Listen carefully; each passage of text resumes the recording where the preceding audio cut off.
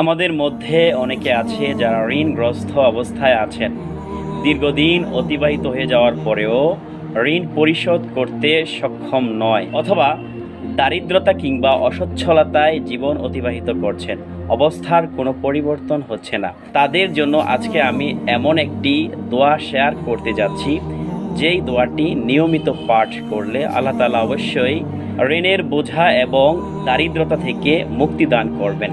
দোয়াটি হচ্ছে আল্লাহুম্মা কফিনি বিহালালিকা আন হারামিক ওয়া আগনিনি বিফাদলিকা আম্মান সিওয়াক।